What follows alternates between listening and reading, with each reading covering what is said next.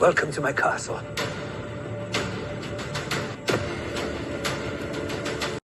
Hi everybody, my name is Jenny. This channel is called Senior Perspective. A couple people on my channel have asked me if I'm going to do Traitors, and I typically don't watch a lot of reality competition shows. Big Brother I watch every now and then. My daughter used to work for CBS, so I did watch some CBS programming during that time just because we had a lot to talk about. She was in marketing.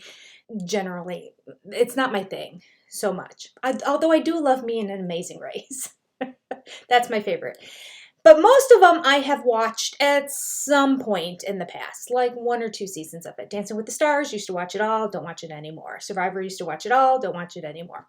I just get bored of them. So actually kind of the same thing with The Bachelor. Used to watch them all, don't watch them anymore. Traitors is new. The whole quirkiness of how they were presenting it felt very different from the rest of the reality shows that are out there. This too, I guess, is a reality competition show.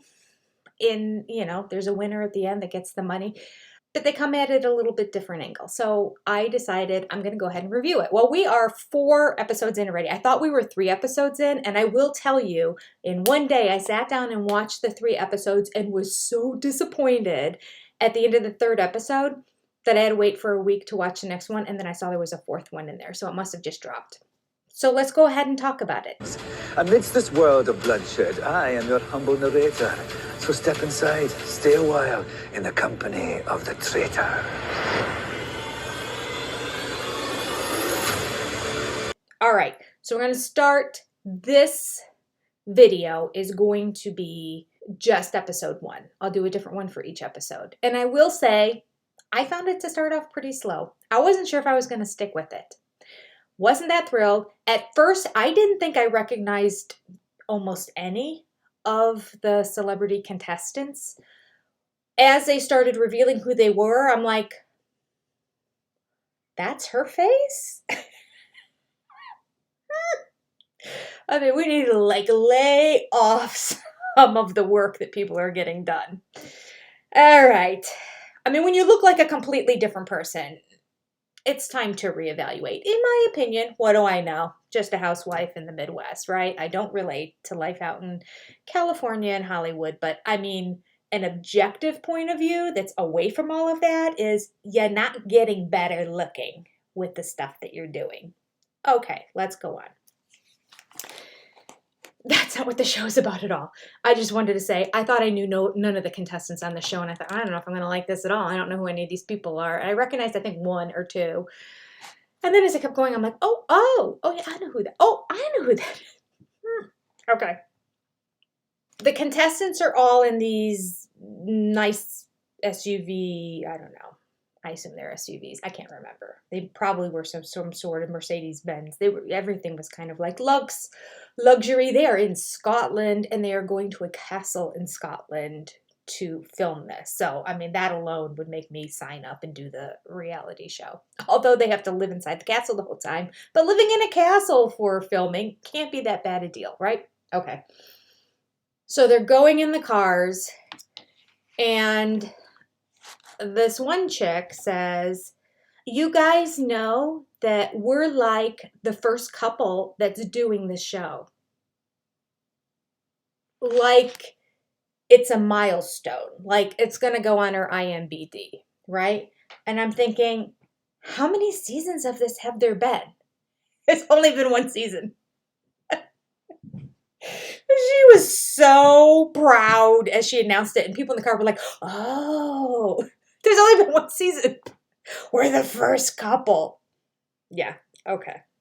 So now I'm going to go through a bunch of people who are on this show. All right, and just kind of give you just a brief overview of who they are. And I'll just let you know if I knew who they were or not. Not that it really matters, but I'm sure they all think that we all know who they all are. I know they all think we all know who they all are. Okay, so there was Sandra who was on Survivor, and I did see her on Survivor. She's won apparently twice Survivor, and I think, I can't remember if I wanted her to win or not, to be honest with you. I have like like, I think I really liked her for the majority of the show, and then she may have backstabbed somebody who I liked, and then I didn't like her. I think that's kind of how it went. I don't remember. It's been so many seasons since I've watched it, but she's on the show. She looks very different, though, because she's got braces, which I don't understand, because she always had a pretty smile. I don't know what the braces are for. Um, I mean, how else is she different? Her hair's curly. Maybe her hair was probably always pulled back in a ponytail on Survivor. I felt like her hair looked different. She has a big scar, like she fell down on something. So maybe the braces are related to that. Maybe like she had an accident and she fell down and, hurt her mouth and her head. That would make sense to me, because I always thought she had a pretty smile. I don't understand the need for the braces. And it wasn't like she did Invisalign. She like literally had these metal braces on her teeth. So I'm thinking, I don't know. That's just a stab in the dark. I don't have any information on that. But she really struggled to talk with them. She never struggled to talk before. So this speech impediment that she's demonstrating is related to the braces in her mouth, or maybe other apparatus that are in there, which is, again, makes me think that maybe there was some sort of accident or something that happened to her that, misaligned her jaw or her teeth, and she fell down or something like that. Because I mean, it's difficult to talk with braces for like a week, but you figure it out pretty quickly, and she hasn't figured it out yet. So something's going on, don't know what. If you know, write down below. Then there is Parvati, who is also, Parvati, Parvati, I believe. I remember not liking her at all. I don't remember anything else, but as soon as I saw her, I'm like, oh, her. Wasn't a big fan on Survivor. Again, she probably backstabbed somebody who I liked, and so then I didn't like her. But I think she was the one who just kept manipulating people, trying to like use her womanly prowess to deceive. And I don't like that as much. Like, I mean, I guess we can, but like we shouldn't rely on that as women, all right? Let's use our brains. Sandra used her brain, so I'm more of a fan of Sandra in this than I am Parvati. Then there was somebody in drag who was in the car and they were driving, and she said, I'm so exciting. And I was like, oh God, is this whole show going to be like this? I mean, you're excited. You're not exciting. And again, if you're new to my channel, I am a speech language pathologist. That's my background. And so when people are misarticulating, mispronouncing, have poor grammar, have valley talk and all that, it is going to be like nails on a chalkboard to me, so I'm going to point it out. That was one. You're not exciting, you're excited. So this is just some comments that they all made when they were in the car. They pull up. I will say that the opening was exciting. They show the big castle. They have Alan Cummings there in some crazy getup, which each episode he had another crazy getup on. And they had all these drummers that were drumming. Everyone is in the cloak that's over their head. And again, this is the first time I've seen it. I didn't realize that cloak is a part of the entire Traitors episode. So anyway, I thought it was cool. There were people holding flags. They had the cloaks over their head too. And it was very, very medieval feeling. And I thought very cool. A minute or two on Alan Cummings. I find him interesting. He's not like laugh out loud funny, but he's so quirky. And he really plays the role as very over the top, ridiculous, campy, that type of vibe. And he sticks with it the whole time. So I appreciated that. Okay, let's go into some other people that were there. There was a girl named Trishelle from Real World Las Vegas. I had no idea Real World was still on the air. Is this Real World Las Vegas from 1980? Apparently Real World. I mean, she's young, so it wasn't from 1980. So clearly didn't know who this girl was. Let's see. We have someone named Johnny Bananas. Johnny Bananas won the show called The Challenge 7 times, which is very impressive because how many seasons of The Challenge could there be? Again, haven't watched one. We have Larsa Pippen, which I'm like, oh, Larsa Pippen is the one that made the comment. You guys know we're the first couple that's ever been on this show as a couple. Whoa! This is character number 1 who looks vastly different. She used to be so pretty. I remember watching Bulls basketball games and her being in the stands and that and just thinking, wow, Scottie Pippen has a beautiful wife. And she just has a different face, a completely different face. I know it's probably been a decade or two since I've seen her. So age plays in that as well, but I don't know. There's this trend in Hollywood, which I will just say permeates a lot of the cast and Hollywood in general, where women think they're more beautiful if they pump themselves up and look like blowfish. I don't get it. I don't get it. Puffy cheeks, puffy cheekbones, puffy eyes, huge puffy lips. Like it looks like they got stung by something and having an allergic reaction to it. That's my opinion.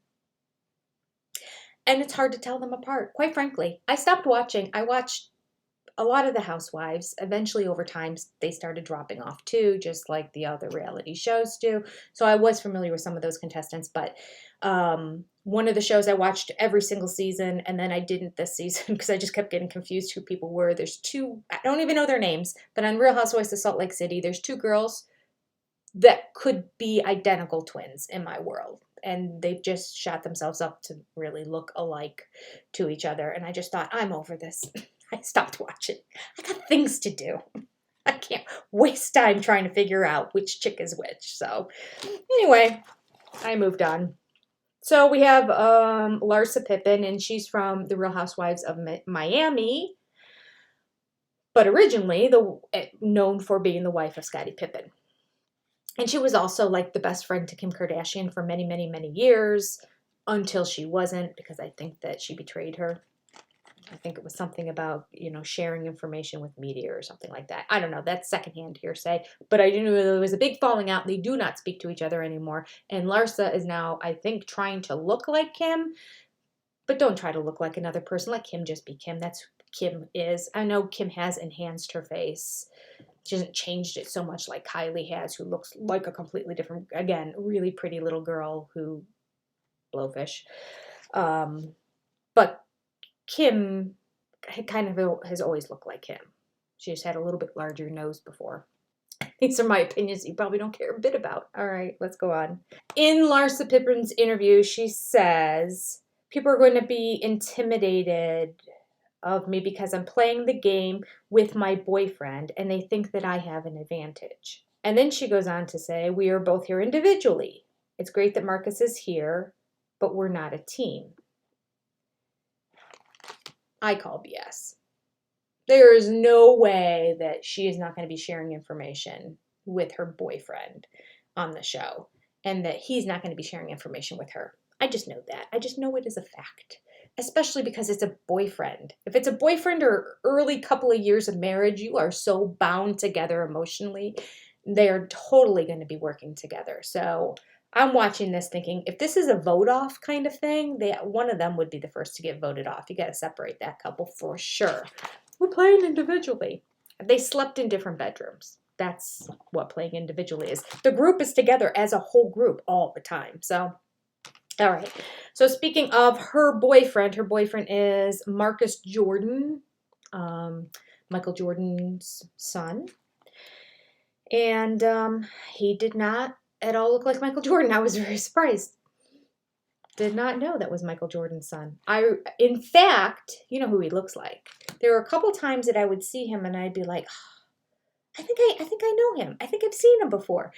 And then I'd be like, no. And then I realized in like episode 2 or 3, I saw a picture of him and he had glasses on and this beanie hat. And I looked at him and I'm like, what? And I got confused. He looks so much like Tyler Perry. He does. Looks like Tyler Perry. And I'm not one of those white women who think that all black people look the same. I don't. I have always worked in predominantly black school districts as a speech language pathologist. I have always been around the black community. And they don't all look the same to me. They really don't. I would say more so I get white people. Real Housewives. I just said it earlier. Can't tell these two women apart. When my son was like 7 years old in T-ball, maybe 6 or 5. When do they play T-ball? I don't know. He was on T-ball, and my husband was the coach of the team. And I'm looking around, and he's like, oh, tell so-and-so to do this and so-and-so to do this. I'm looking at these little white boys with all buzz haircuts. They all look the same. I did not know which kid was which. I could pick my kid out. But the rest of them, I'm like, they all look the same. What's he wearing? Honestly. My visual discrimination skills are worse with white people than black people. But honestly, go back and look. Catch glimpses of him. Honestly, he looks like Tyler Perry, a young Tyler Perry. Not Tyler Perry now, but you picture a young Tyler Perry. I'm used to a younger Tyler Perry because I'm older. The resemblance is there, in my opinion. Okay, we have Tamra from the Real Housewives of Orange County. Not much to say there. Sheree Whitfield from the Real Housewives of Atlanta. Not much to say there. Phaedra Parks from Real Housewives of Atlanta. Not much to say there. I did not recognize Sheree or even Tamra at first. But then Tamra was one of those, oh, she seems familiar. I did not see the last season of Real Housewives of Orange County.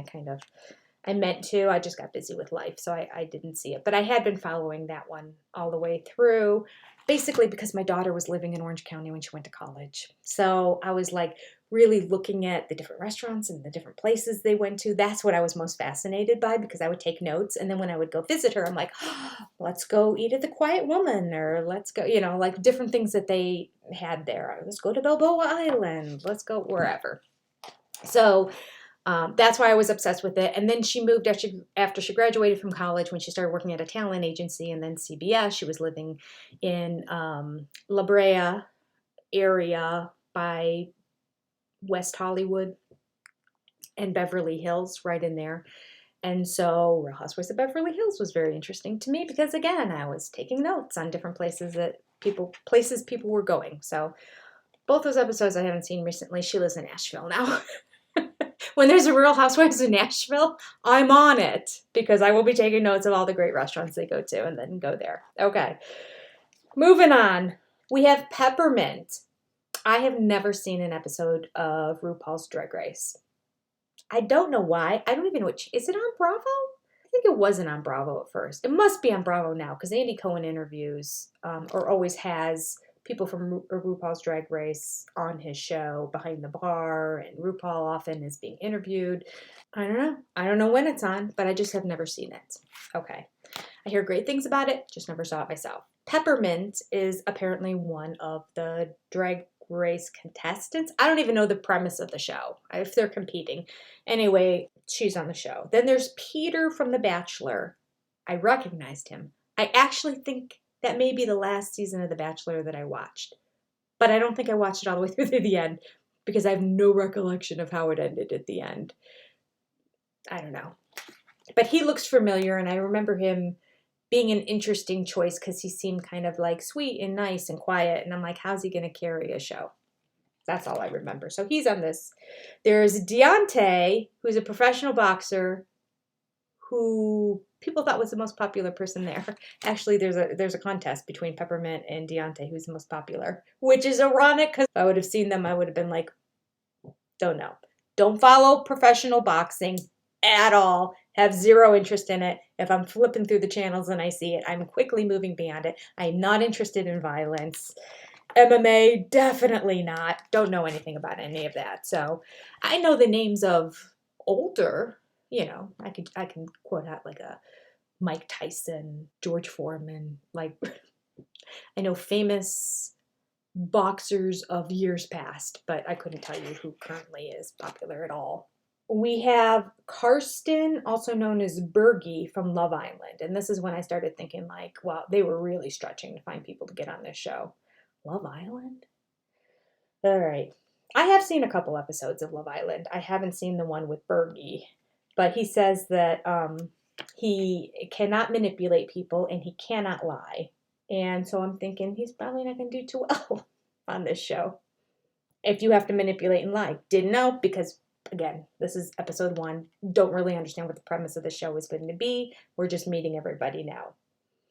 CT is another guy from The Challenge. He sounds like he's from Boston. Like, he was endearing to me compared to the other guy who seemed kind of douchey.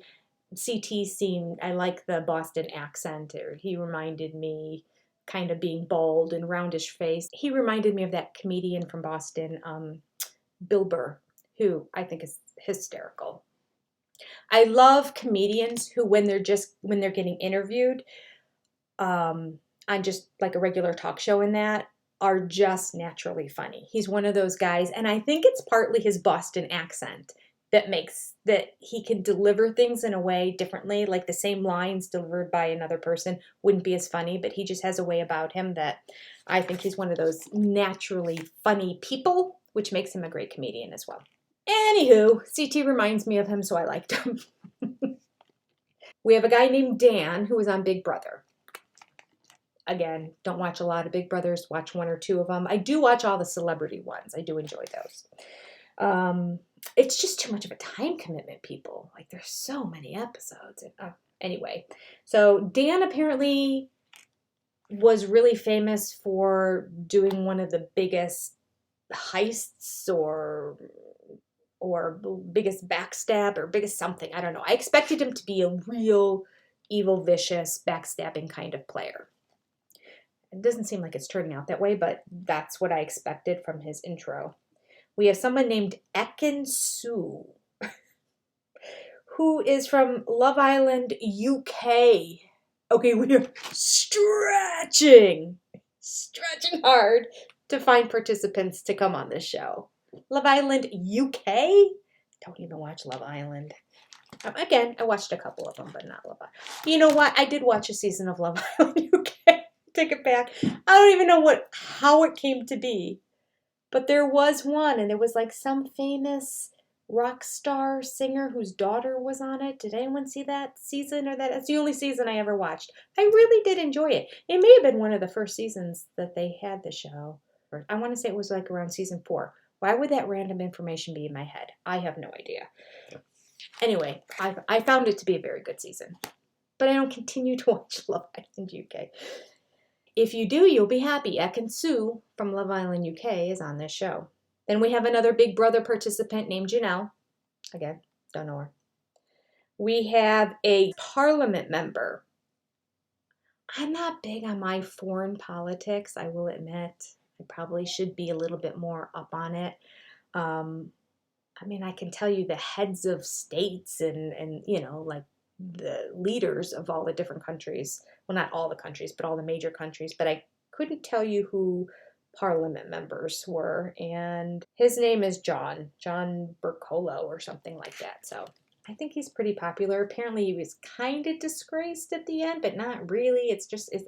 I tried actually going to Wikipedia because I thought, oh, I should learn something about him. There's so much information. I was like, he was in, then he was out, and he was in, then he was in this part, then he was out, and then he chose to leave, but then he came back in, and then there's question marks about his finances, so he stepped down, or was he asked to leave? I don't know.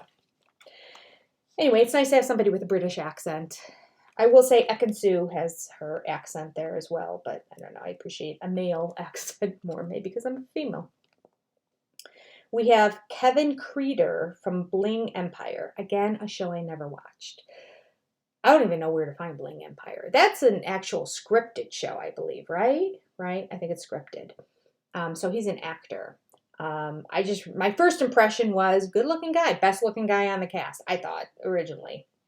I don't know that holds out as much because as you get to know personalities, good looking guys with bad personalities change, and then average looking guys with great personalities become better looking. That's life, right? So at first I thought he was the best looking. So we have Maxim, who I knew from Dancing with the Stars. He was on there since the beginning for many, many, many seasons. And he was a jerk on there. He wasn't the nicest guy.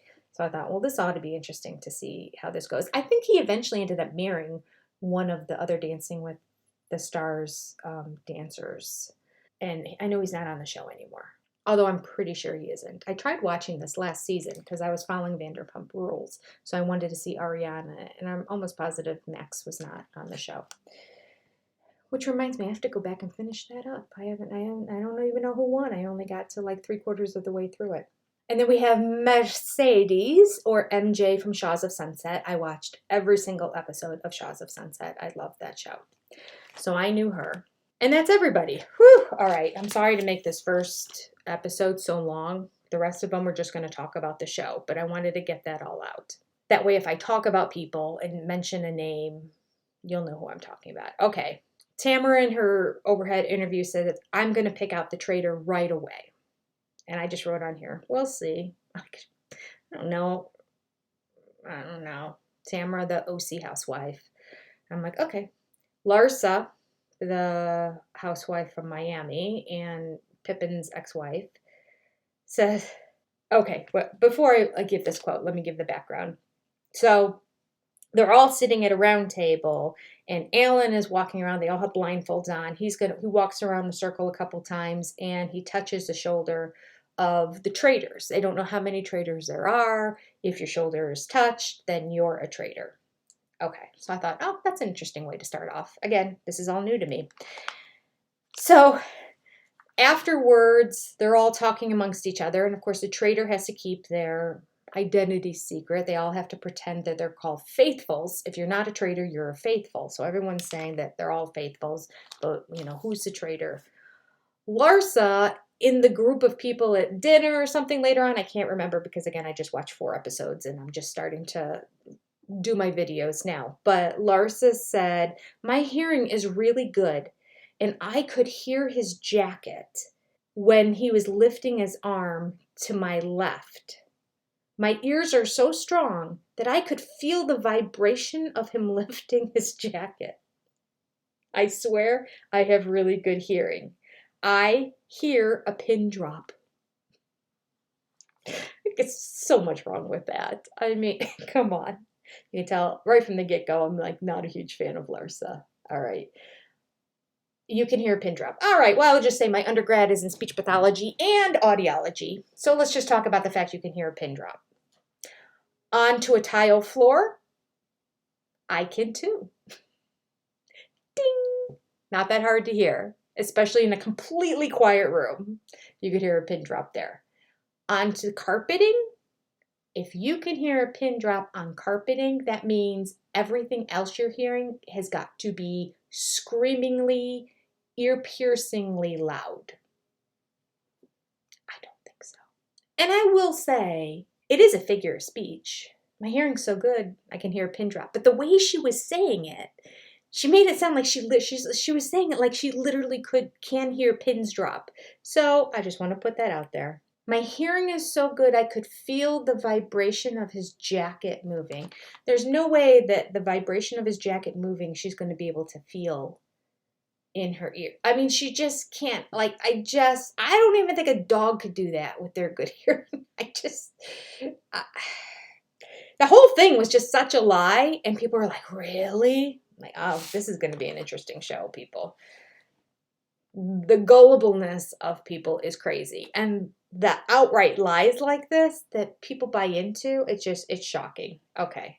Then that Ekin Sue is interviewed and she says, people underestimate me and they think she's a pretty girl. She's probably not that smart.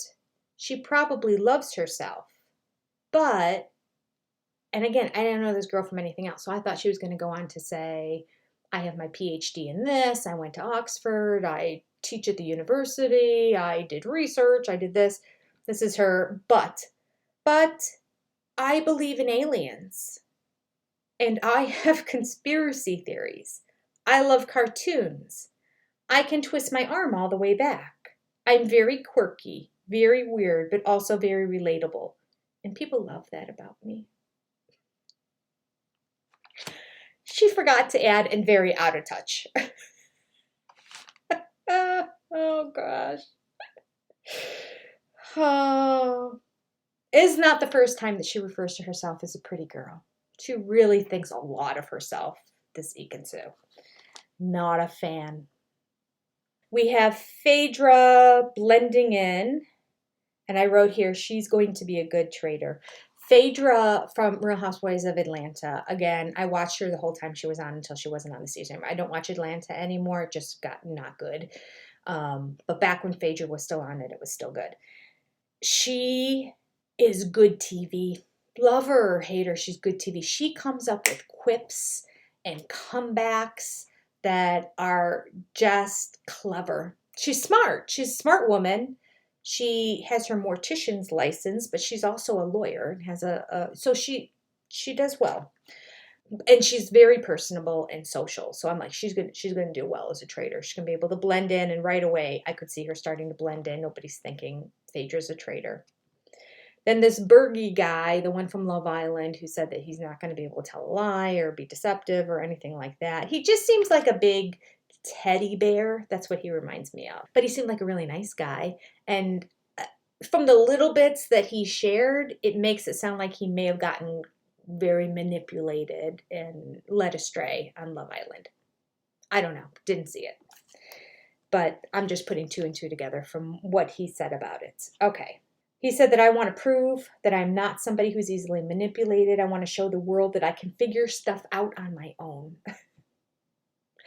Now I'm very curious what happened in that season of Love Island that Bergie was on. All right, so we get to their first challenge. So the way the challenge works is you complete the challenge, you get money during the challenge. There's a maximum amount that you can get. And everyone's working together to get as much money as they can to put in the pot, because at the very end, the last person standing gets all the money. But also, there are safety shields that are hidden throughout the challenge area. And if you get a safety shield, you can't get voted out. Now, the safety shields are usually put out away from the main area where you're competing so that it makes it clear that you are going astray and leaving your people behind to try to get all the money that they can for the pot while you go and get your shield. So I thought that was a nice little touch to the show. They're all tied up, and then they have to go out into the water in boats and swim and put this big puzzle together. And Janelle goes, and she instantly goes for the shield. She's the big brother participant, so she's like eye on the prize. She's always about like, I don't care what anyone thinks of me. I just want to win, so I'm going to get the shield as many times as I can. Bergie, bless his heart, after everyone's out and they show people in the boats, they show people that, they show people on the beach looking for the maps inside bottles to help the people doing the puzzle to see what the puzzle's supposed to look like when they put it together. And there's people all around doing all the different parts, and there's Bergie still tied up to the pole. He's the only one who didn't get untied. Oh, and clearly all the guys didn't help him. They took off and ran, and so there were, I don't remember who it was, but two girls left helping untie his knots to get him off his pole. A lot of the people got themselves out of their own knots and then would try to help other people, but bless his heart, Bergie's still there. So they all go out in boats. I'm thinking they're not going to be successful on this mission whatsoever, because there was zero strategy. There was zero planning. There's a bunch of boats to go out and get these puzzle pieces. One boat has like 4 alpha men, like the strongest men there, that are all together going, paddle, paddle, paddle, all that. And then you have another boat with people that are like flailing and have never been in a boat before, and they don't know what they're doing. And they didn't split up people who knew how to boat and how to paddle and how to direct people to do what they need to do, and split up strength. There was one boat that had 2 people in it that are like, I don't think we're even moving. I'm like, it was just, I'm thinking, there's no way they're getting money. And I want to say the first challenge too didn't have different sums of money like the rest of them did. This one was like, get it done or don't get it done. It was 30 grand or nothing. So they had a timeline to get all these puzzle pieces that were out in the water, bring them together and create the puzzle and get back to shore. I have written here that so far it looks like Dan and Phaedra are staying under the radar. Oh, did I mention Dan and Phaedra were the 2 that were traitors? I don't even think I said that. So when they touched the shoulders, it was Phaedra and Dan that are the traitors. But if you're watching this recap, you probably know that. I found a very funny line from Johnny Bananas, which is telling. And again, haven't watched the challenge, but you get to know people just as they talk about themselves. We know Ekin-Su and what she thinks of herself. Really full of herself. She thinks she's great. Johnny Bananas says, I jumped in the water out of the boat so I can prove to everybody why having me as an asset to win money outweighs them wanting to get rid of me because I'm an asshole. Oh, okay. I mean, he must be if he's saying he is. Usually when you are, you're not as aware. Then out in the water, we have Deontay and CJ. They both get shields as well. So we have 3 people with shields who are safe from being eliminated, I guess, that evening. I have written down here that it is the blind leading the blind, putting all these puzzle pieces together. Too many chefs in the kitchen, barking out orders, and shockingly, they succeed. Makes me wonder if the show actually gave them a little extra time. Because they just under the wire with like 2 seconds to spare all get back on shore. So I'm like, yeah, I don't know. They wanted them to start off feeling successful and get the 30 grand because it was a mess.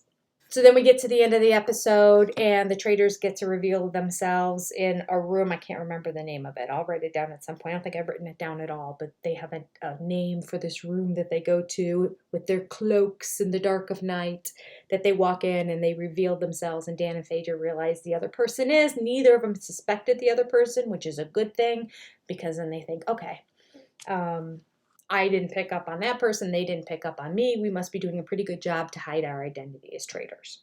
Although I find it interesting, it does not seem like the traitors at all. The way it was set up, I thought the traitors were also trying to take money out, like secretly sabotage the challenges. Trying to think, what show is it that happens? That sounds familiar to me. Anyway, that's not the case, because I think if the traitors end up being the final person, they get all the money too. So they're participating as well. So in terms of people figuring out who's the traitor, it has to just really be conversations that they're having when they're in the castle. So they get to pick one more person who gets to join them to be a traitor. So as they're thinking through it, Dan starts throwing out suggestions and then Phaedra comments on them. So Dan first says, how about John? Phaedra's like, he's too loud. He says, how about Sue? And she goes, her brain is on vibrate. I thought hysterical. I'm like, they haven't even been there a day. They haven't even spent the night there yet. And yet she's on to Sue too. So I'm not too far off of my assessment of this woman. There's Sandra from Survivor, and Phaedra admits she's a stone cold killer. She will not have a hard time taking people out. There's Parvati, also kind of a stone cold killer as well. Like she was referred to as the Black Widow spider of Survivor, in terms of like, weaving her web and then killing them in the end. So that's a possibility. But Parvati is the one that was sitting next to Larsa when Larsa said, I have supersonic hearing, and I heard to my left the vibration of a jacket. And so Parvati was next to her, and Parvati's like, what are you talking about? He didn't touch me. I'm a faithful. She was a little bit on the hot seat because of that. So they thought, well, I don't know if we should take her or not. Then there's Janelle, who he suggested, who they agreed is a really good game player. He threw out Larsa. Phaedra said, I like Larsa, and I know she's a hard worker, and we got to break up her and Marcus. I thought this was the dumbest idea ever. Larsa is 100% going to tell Marcus that she's the traitor. She is. I mean, in the end, if they're together, it's kind of their money, right? In the end, I don't know. I could see Larsa manipulating him, that even if he won the money, that she would help him win the money so that she would get the money. And she's just helping him become more famous or popular or whatnot. I can't remember what they said. He's I don't know, something in entertainment. He does. I'm sure he doesn't make that much money because, he's got daddy's money. So I just thought, if they choose Larsa, that's the dumbest thing ever.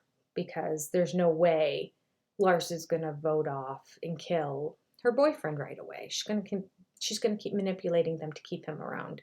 So then Dan at the end, I had an interesting comment where he said, I know that this person that we're going to pick is going to accept being a traitor, but I'm not sure if at the end of the day I can trust this person. I think that's a good reason not to choose them as a traitor. You don't just choose somebody who you know is going to accept it. I mean, 90% of the people are going to accept it. It seemed like the only one that wasn't going to accept it was Bergie, who was like, yeah, I can't keep a secret. Don't pick me as a traitor. So episode 1 ends there. So they get to choose another person who is a traitor to join them. So there'll be 3 traitors. And then they already get to kill somebody. So they get to choose the person. That it gets written on like parchment paper and then slid under the door, and then you read it. Although that's just smoke and mirrors. It doesn't really go under their door because it's always on this chair. And they go sit. Everybody sits in the identical same chair. So they obviously get called down. All right. I have written down, being that I thought episode 1 was kind of wah, wah, wah, how great it would be if there was like maybe something on Peacock. Yeah, well, maybe I should look and see if there is.